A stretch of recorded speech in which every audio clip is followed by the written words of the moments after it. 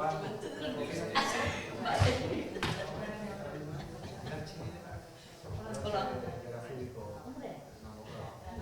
Sí.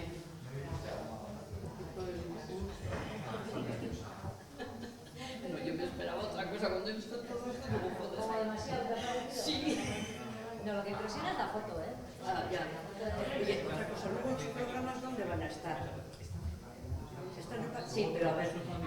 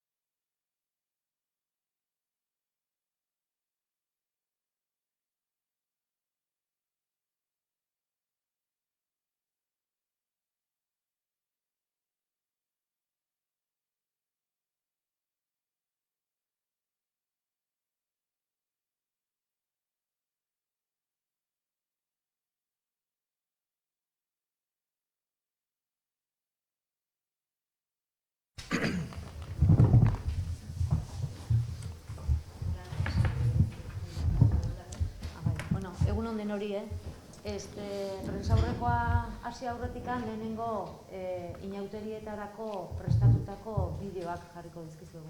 Bakarra jarriko da? Orokorra jarriko da, bale.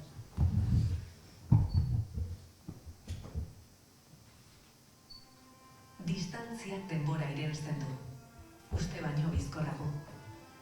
Bueltatzearen plazerrak. Garai bateko uneak berreskura ezinak dira. Txikitako ilusioa bizitzan behin baino ez da sentitzen. Hemen eta orain. Oroitzapenek baina berpiztu egiten gaituzte, eta gaur garenari zentzua ematen diote. Egunotako ilusio txiki handi ez ari naiz. Iraganari esker hona ekarri gaituzten hori ez. Denboraren alegorian, oroitzapenak gertutik bizitzen dira, eta hala gogoratzen, partekatzen. Harrapa gaitzala denborak hemen eta orain, eta iraun dezala nahi duen arte.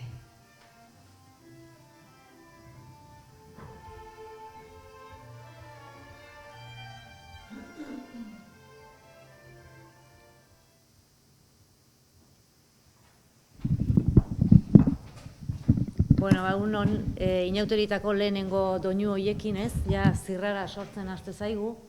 Hitz egingo dugu pixkat gero beranduago bideo hauetaz, aurreko urteak baino lasaixegoak dira, baino dia bideo batzuk asko transmititzen dutenak, ez?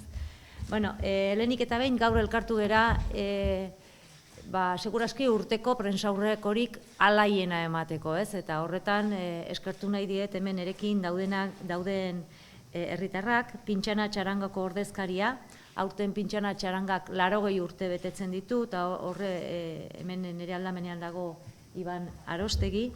Berazubiko danborradak berriz 25 urte betetzen ditu, eta horren ordezkari bezala dago hemen Mertxe Bustamante. Sí, pero a mí me hagas luego... Sí, no te preocupes. Eta Udaberri dantza taldeko kidea, nire aldamenean baita ere Xabier Artola. Ikusita, mahai inguru hau nola osatu degunez, argi dago gure inauteriaren izaera zein denez, Tolosako inauteriak jai herrikoiak dira, herritik eta herriarentzat antolatzen direnak, hainbat eragile eta tabernaren parte hartze eta laguntzarekin, eta azpimarratu nahi dut, guztien lana ezinbestekoa dela inauteriak ospatu ahal izateko.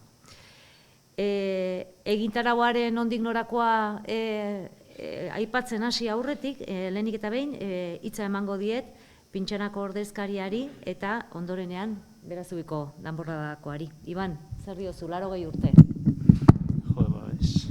Egia esan ez dakit ez esan. 80 urte iruditzen zait ospatu beharreko gauza badala, eta egia esan postekoa da zuek ere baita ez dakit nola esan, baina ez dakit zuek ere baita guri konmemoratzea edo ez, eta gogokin gaude egia esan, eta bueno, hainbat gauza igual berri ikusi ditzazkegu, detaile batzuk dira, baina bueno, pentsatu dugu zerbait itea ostegun izan den, da bueno, nahi duenak gertatzeko eta ikusteko. Sorpresa izango da beraz, 80 urte dituzte, baina ez dira zaharrak berrikuntzak sartzen dituztelako, ezta? Naiz eta piezak berdintxoak izan maiz. Bueno, eta la temporada de Berazubi cumple el 25º aniversario y para hablar para decirnos unas palabras ha venido hoy Mertxe Bustamante en la representación de la temporada. Dinos, Mertxe. Bueno, pues ahí llevamos 25 años con un poco de guerras, pero bueno, y ahora estamos queriendo a ver si hay gente joven que quiera introducirse con otro tipo de traje, que parece ser que es un poco costoso el que llevamos, y a ver lo que pasa este año. Hay una cuadrilla nueva y a ver cómo va la historia. No sé qué más. ¿Tú que estás, Merche, desde el inicio? Yo sí, 25 años, sí. O sea que tenemos que decir a los donostiarras que en Tolosa también tocamos. Sin lugar a duda, sin lugar a duda. Y también a la gente de aquí, que parece ser que ahí se quedan un poco sin aportar mucho más para la tamborrada, porque hay problemas de falta de gente. O sea que vamos a animar a la gente que Eso es. quiera participar. Eso es. Merche. Bueno, hay otro encargado que no ha podido venir, pero bueno, ahí está. Bai. Bueno, eta udaberri dantza taldeko ordezkaria, Xabier Artola, ostiralean, otsailaren 14ean, sortu berri duten gaur txantxo naiz emanaldi bereziaz hitz egiteko etorri da. Xabier. Bai, bueno, ostiral hontan ikusgaiongoan emanaldi hau, baia da 3-4 hilabete daramatzagu pixkat bat prestaketetan.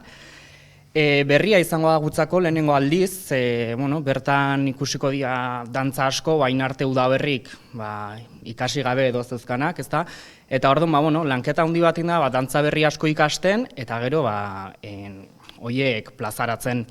Emanaldia Euskal Inauterian ingurukoa izangoa, hau da bertan ikusi ahal izangoa, bai Euskal Herri osoko inauteri dantzak eta baita eskualdekok bertakok bai, Lizartza amezketa eta baltzisketakok. Eta historia baten baitan, pixkat azalduko da, emanaldi leku bakoitzeko inauterik nola bizitzen dian transmititu nahiko da. Eta ez dantza gutxen, baizik eta pixkat giroa sortu nahikoa, eta gero, eta pixkat, giro koloretsua izangoa, oso musika politiak egiko ditu, jantzi aldetik ere, bere izgarria izango ala aurre ikuste deuz, asko dantza asko ere, askotan izango dira inauteri jatorria dauzkatenak, baina guk jendeak seguraski oain arte inauteri bizala identifikatu ez ditunak. Eta orduan, pixkat izango da alde batetik baita, pedagogiko puntu bat eukiko du emanaldiak, baina batez ere izango da pixkat zer dan erakustea, eta hoixez, 8:30 hartuko du lekua zerkausian, eta irikia izango da herritar guztientzako, eta animatzen zaituztegu bertaratzea. Bide batez, aprobetxatu nahi dut baita ere, udaberri dantza taldeari ekimen horrengatik zorionak emateko. Azken finean, herritikan sortzen diren ekimen txiki horiek egiten dute hain berezia Tolosako inauteria. Bai, udaberri kasu honetan Xabierrek esplikatu digun ekimen hori, baita ere aurreko astean Francisco Tudurik aurkeztuzun bere galtzaundi personaje eta personaiaren ingurua, bere bizitzaren inguruko liburua, ezta?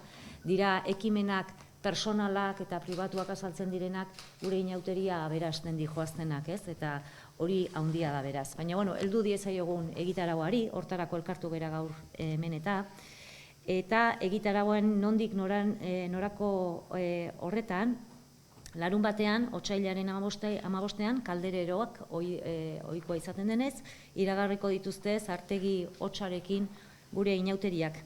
Igandean, Tolosako udal musika banda eta udal txistulari bandak inauterietako kontzertua eskainiko du baita ere Berdura plazan. Eta betiko legez, festari hasiera emango diogu, ostegun gizenean udalbatzako areto honetan bertan, eguardiko 12etan txupinarekin. Izango da, seguraski, sorpresaren bat Kabialai korporazioarekin. Badakizute egun horretan, udal korporazioak Kabialaiko lagunak osatzen dutela, eta txupina Kabialai kutxunak botatzen duela aurten nekaezinak txaranga. Egitarauari erreferentzia egiten badiogu, ezin aipatu gaude utzi baita ere ostiral meheko arpegi taldearen jaialdia edo baita ere larun bateko danborradak. Edota txarangak kaleak girotzen arituko diranak, badakizute Tolosako inauterietan musikak aparteko garrantzia duela, Zaldunitako diana goizeko 8etan edo asteartitako udal txistulari bandaren albora da goizeko 6etan, horiek aipatzekoak dira urtero egiten direnak eta urtero dira gainera bereziak eta apartak, ez? Garrantzia handia dute txarangak, txistulariak, baita ere gazteek antzolatzen dituzten kontzertuak eta egitarauean jasota daudenak. Astelehenetan gazteak errepidean kamioi ibiltaria ere ibiliko da Tolosan. Igandetik asteartera guztira 80 karroza eta konporsa inguru aterako dira Tolosako kaleetara, eta astelehenetan 1.400 haur baino gehiagok parte hartuko dute aisialdi taldearekin bere dantzak egiten. Esan dudan bezala, eragile eta talde ezberdinen parte hartzea ezinbestekoa izaten da gure inauteriak ospatzeko, eta horrek ematen dio daukaten nortasun berezia.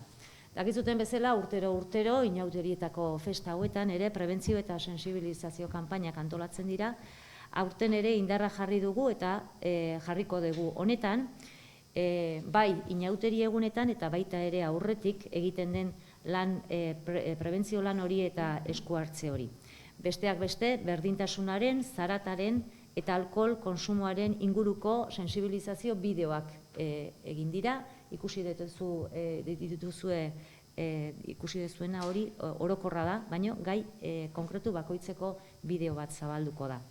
11. urtez, berdintasunaren aldeko kanpaina burutuko da aurtengo inauterietan baita ere, libre non nahi lelopean, kalkomaniak sortu dira, hemen aurrean ditugu batzuk, joka sano pegatinak baita ere leloarekin, eta eskuorriak eta punto moreak eraikin publikoetan, zein beste eraikin batzuetan ere banatuko dira. Eraso sexisten aurrean, herritarrei jarrera aktiboa eduki dezagun ere eskatu nahi nuke ez, prentsaurreko honetan. Hondakinen inguruan gogorarazi herria garbi mantentzea guztion lana dela, eta guztion ardura eta inauterietan baita ere berziklatu, berrerabili eta zabor gutxiago sortu behar dugula. Egun horietan, garbiketa zerbitzuko langileak egiten duten lana izugarria izaten da, eta aipatu nahi dut lan hori baita ere, eta eskatu nahi diet herritarrei, garbiketa zerbitzuko langileak lanean ari direnean, mesedez, bere lana errespetatu eta lagun dezaten. Aurten baita ere, gazteen artean alkohol konsumo arduratsua sustatzeko, Gipuzkoa mailako DBH-ko ikasleen guraso guztiei gutuna bidali zaie, eta leloa, aurtengo leloa izango da, ez dago ezer puntutik komara.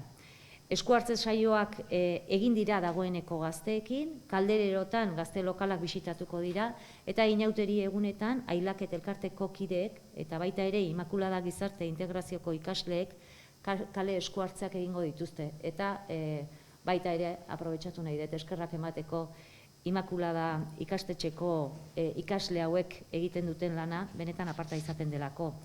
Halaber, igandean, testineko karpa jarriko da, 12-etatik 3-etara Euskal Herri plazan. Dakizuten bezala, elkarbizitza eta segurtasunaren alde urratsak egiten jarraitzeko dagoeneko azaldu izan ditugu neurriak, beste prentsaurreko batzuetan. Helburua da, elkar errespetatzea eta guztiek gozatzeko aukera izatea. Parte hartzen dutenak, kalera ateratzen diren tolosarrak, bisitariak zein etxeetan dauden bizilagunak baita ere. Haur, gazte, heldu, zein adinekoen arteko elkarbizitza sustatzeko.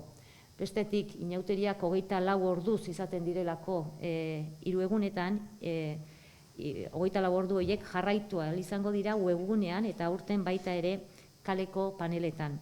Zezenak egunero eta zuzenean emango dira, baita ostegun gizeneko txupina, larunbateko danborradak, diana edo aste hartitako txarangen bilkura. Hori inauteri egunetan eta inauteri osteran tokatzen da sari emateko ekitaldia egitea. Hori izango da, otsailaren 28an, behin inauteriak pasata, karroza eta konparsako irabazleak izendatuko dira, otsailaren 28an, topiken izango da ekitaldia arratsaldeko 7:00. Guztira, banatuko dira 5 sari, eta aurten, karroza berdinzaleenak ere saria jasoko du, iaz bezala, iazko irabazlearen eskutik jasoko du bandorela baten bitartez. Sari honen helburua da, berdintasunean oinarritutako harremanak sustatzea, eta baita emakumezkoen parte hartzea bultzatzea baita ere.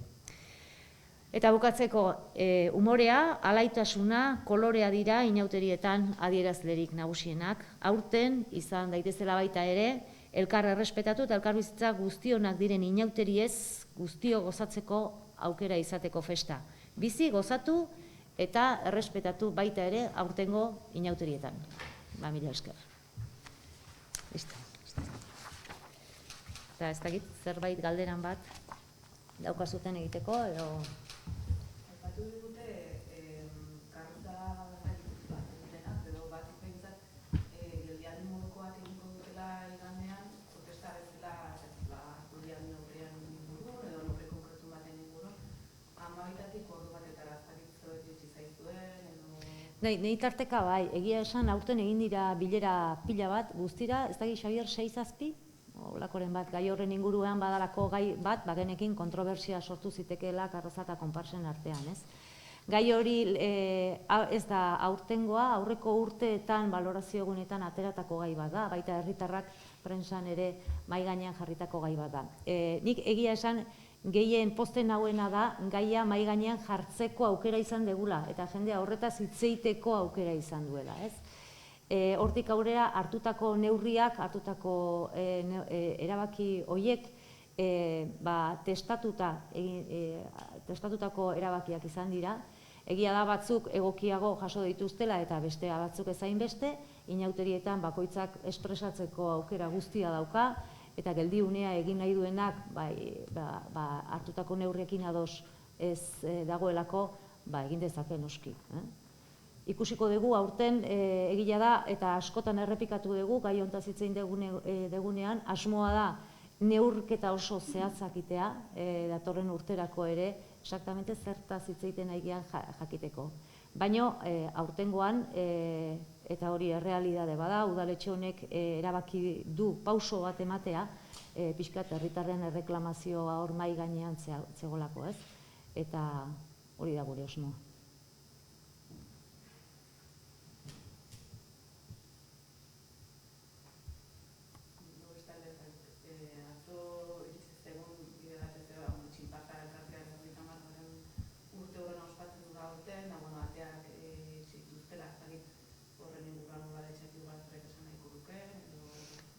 Printzipioz ez neukan asmorik, txinparta elkarteak beste elkarte batzuk daukaten egoera berdinen bizi dezakez, baina hor badago salaketa bat tarteko, ez da gaurko gaia ez atzokoa, orain dela urteetakoa da, udaletxeak mediazio papel importante bat jokatu du hor, baina danak epe badauka, eta azkenen erabakia elkarteak berak hartu du.